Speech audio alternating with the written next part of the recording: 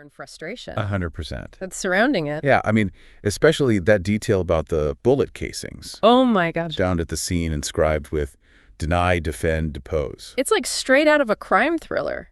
It is. But it speaks to a much deeper issue. Yes, and it really speaks to, I think, what a lot of people are feeling are these tactics that are being used against them.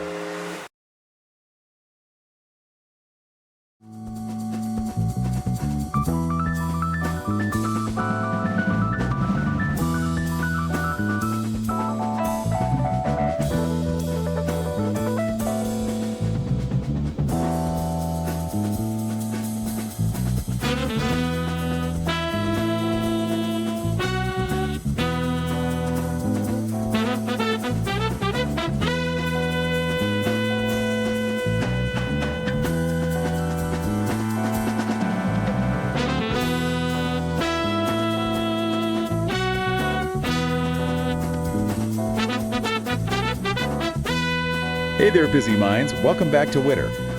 You know, your shortcut to big ideas, even when you're short on time. That's right. And this week we're diving deep into delay, deny, defend, why insurance companies don't pay claims and what you can do about it by J.M. Feinman. Oh, yeah, I've heard of that one. It's a chilling read, and honestly, it's become even more relevant in light of that recent shooting of UnitedHealthcare CEO Brian Thompson. Yeah, a disturbing case. It is. And I think Feinman's book really offers a useful lens Oh, absolutely. for understanding some of the anger and frustration 100%. that's surrounding it. Yeah, I mean, especially that detail about the bullet casings. Oh my gosh. Down at the scene inscribed with deny, defend, depose. It's like straight out of a crime thriller. It is. But it speaks to a much deeper issue. Yes, and it really speaks to, I think, what a lot of people are feeling are these tactics that are being used against them by insurance companies. And especially in healthcare. Especially in healthcare. It taps into this widespread sense that the system is rigged 100%. against the average person. And while the book focuses on property and casualty insurance, it raises questions about whether similar strategies are at play in health insurance, too. It's got everybody talking, for sure. It does. You know, Feinman's central argument is at the very foundation of insurance, the promise of financial security that's often undermined by the pursuit of profit. So let's unpack that. How does he illustrate this in the book? He uses real-life examples to paint a pretty stark picture. Okay. For instance, there's the story of Janet Jones, an Allstate policyholder who was injured in a car accident. Oh, wow. And her adjuster, promising her quality service, convinced her to sign a release for a paltry sum. Wow. Essentially, he acted as her lawyer. Oh, God. But he was working for Allstate, Right. not for her. So she was denied the compensation she deserved. Exactly. Wow. And what's even more unsettling is that internal Allstate documents later revealed a deliberate strategy to reduce attorney representation among claimants. Because people who don't have lawyers are more likely to accept lowball settlements. Precisely. Wow. It's all about maximizing profits. Right. Even if it means shortchanging the policyholders. So it's not just a few bad apples. Yeah. It sounds like a systemic issue. That's exactly Feinman's point. Okay. He traces this shift in claims handling back to the involvement of McKinsey & Company. McKinsey. Consulting giant. The ones who advise all those Fortune 500 companies? Yeah, that's right. What's their role in all of this? They helped redesign the claims process for major insurance companies, including Allstate, Interesting. with a focus on minimizing payouts. Wow. They literally transformed claims departments into profit centers. So before McKinsey got involved, claims departments were more about well-handling claims. Yeah, they were seen as a necessary expense. Okay. But McKinsey introduced this idea of turning them into a source of revenue. And that's where this whole delay, deny, defend strategy comes in. Right. Feynman breaks down how this strategy plays out in practice, and it's honestly pretty disturbing. Yeah. He talks about Leslie Jo Nance, Okay. a truck driver who was injured in an accident. Oh, geez. His claim was delayed for years by Kentucky National Insurance. Oh, wow. They harassed him with private investigators, driving him to financial ruin, and ultimately forced him to accept a fraction of what he was owed. It was just awful. It's like they went from offering a helping hand to wearing boxing gloves. That's a great analogy. Yeah. And Feinman actually uses that very analogy when describing Allstate. Does he really? Yeah. He talks about their shift from the good hands image Right. to a much more aggressive approach. Because they have that whole slogan, Yeah, right? exactly. You're in good hands with Allstate. Right. But it seems like that wasn't really the case. Not at all. They actively discouraged claimants from hiring lawyers. Oh, wow.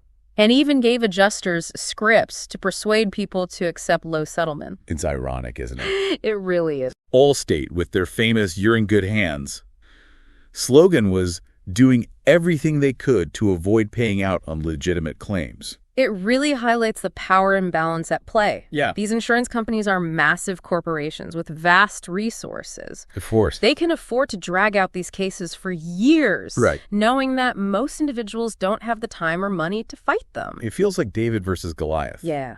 Except instead of a slingshot, people have stacks of paperwork and confusing medical bills to contend with. It's a powerful image, and it's especially true when it comes to what Feinman calls missed claims. Minor impact, soft tissue. Ah, yes, missed. I remember that from the book, but can you remind us what that refers to? Think whiplash, back pain, things like that. Injuries that might not be visible on an X-ray but are still incredibly painful and debilitating. So are you saying that insurance companies basically argue that these injuries are made up or exaggerated? Essentially. Wow. They exploit the ambiguities surrounding these types of injuries to deny legitimate claims. That's infuriating, and Feinman provides examples of this happening. He does. There's the case of Drannon and Gwenther, who suffered whiplash in a seemingly minor accident. Oh, God. Allstate offered them a ridiculously low settlement and then spent thousands of dollars fighting their claim, dragging it out for years. So even when they know they're in the wrong fund, they're willing to spend more money fighting a claim than just paying what's owed. That's the logic of delay, deny, defend. Wow. It's about wearing people down, Right. hoping they'll eventually give up. It makes you wonder how much of this is happening in the healthcare system too, right? Absolutely. I mean, there's definitely parallels. Think about the rising cost of healthcare, Yes. the complexities of insurance policies, Right. and the stories we hear about people being denied coverage for essential treatments. And then you have this backdrop of public frustration, which is palpable in the reactions to the UHC CEO shooting people who are angry. You're right. The AP News article cited numerous comments expressing a lack of sympathy for the CEO. A tough situation. It is. And it makes you wonder what led to this. Yeah. Some even speculated that the shooting was motivated by denied coverage or outrageous medical bills. That's a chilling thought, but it also speaks to the level of desperation and anger that many people feel. And when you consider those bullet casings deny, defend, depose, it takes on an even more ominous meaning. It's like those words etched onto those bullets represent the very system that people feel is failing them. 100%. And it makes you wonder, was this a random act of violence? Or was it a targeted attack fueled by this sense of injustice? That's a question investigators are undoubtedly trying to answer. Right. But regardless of the motive, this case has brought the issue of healthcare and insurance into sharp focus. It's a conversation that's been brewing for a long time, and this tragedy has certainly brought it to a boiling point. Absolutely. We need to talk about this. Yeah? And we need to figure out how to make this system work better for everyone. Absolutely. And that's where Feinman's book offers some valuable insights. He doesn't just expose the problems, he also provides solutions. Okay, so what can we do? What are some of the ways to fight back against these delay, deny, defend tactics? That's a great question. Yeah. And we'll delve into those solutions next. Perfect. But first, a quick word from our sponsor. Stay tuned. We'll be right back. After the break. So where do we go from here? How do we push back against these delay, deny, defend tactics? Yeah, because right now it feels like the system is designed to overwhelm and confuse people. Absolutely. Like you need a law degree just to understand your insurance policy. You're not wrong, but knowledge is power. Okay. And that's Feinman's first point. He emphasizes the importance of understanding your policy, Right. reading the fine print, and knowing exactly what is and isn't covered. It's easier said than done. Those policies are Right. written in a language that's practically indecipherable. True. But he offers some helpful tips. Okay. For example, with homeowners insurance.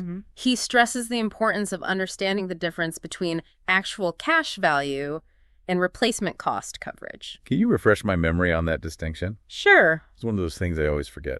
Actual cash value takes depreciation into account.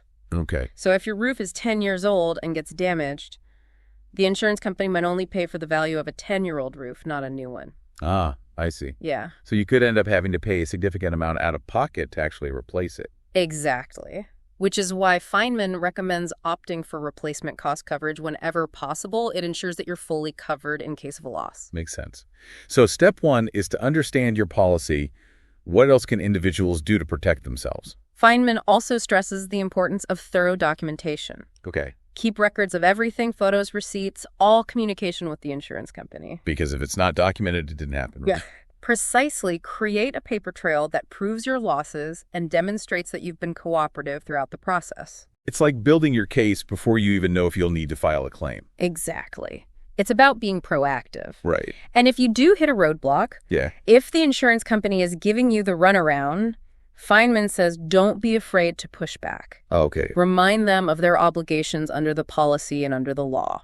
So a little bit of don't mess with me energy. Exactly. Let them know you're informed and you're willing to stand up for your rights. Okay. You're not going to let them bully you into accepting less than you deserve.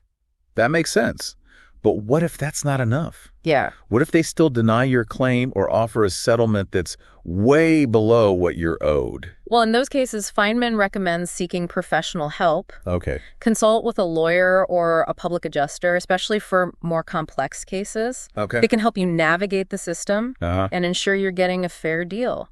But don't insurance companies always try to discourage people from hiring lawyers? Absolutely. They make it seem like it's just going to complicate things? They know that having legal representation often leads to higher payouts for claimants. Right. But as Feinman points out, it's often worth pushing past that initial discouragement. So it's really about leveling the playing field. Precisely. You're hiring someone who understands the intricacies of insurance law and can advocate for you effectively. It's about having someone in your corner who knows how to fight back against those delay, deny, defend tactics. That makes sense. But these individual solutions, while important, don't really address the systemic issues, do they? You're right. These stories, as horrifying as they are, point to a much bigger problem. Yeah. It's not just about a few isolated cases. It's about a system that's often skewed in favor of the insurance industry. So what can we do to change the system itself? Well, Feinman argues that we need stronger consumer protection laws and more robust enforcement of existing regulations. Okay. He suggests reforms like requiring insurance companies to be more transparent about their claims handling processes and limiting their ability to use these delay, deny, defend tactics. It seems like a no-brainer. Right. More transparency would make it harder for them to get away with these shady practices. Exactly. Sunlight is the best disinfectant. Yeah. And he also talks about reducing the influence of lobbyists. It's wild to think how much power the insurance industry wields in shaping legislation. It's a major factor. They have deep pockets, and they use them to influence policy in their favor. Right. So campaign finance reform is another area where we need to see change.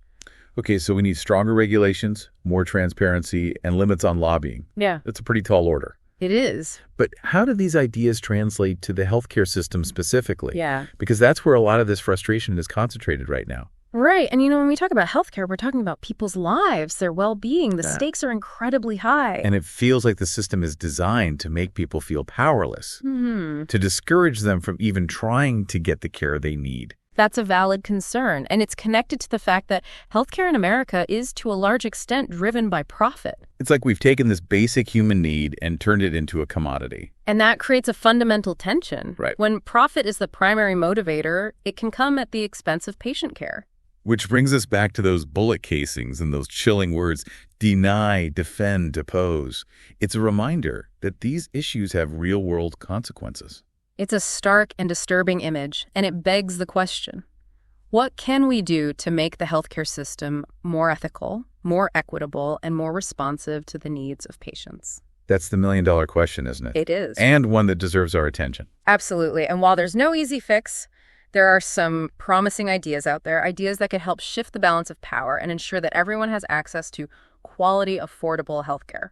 Okay, so let's dive into those ideas.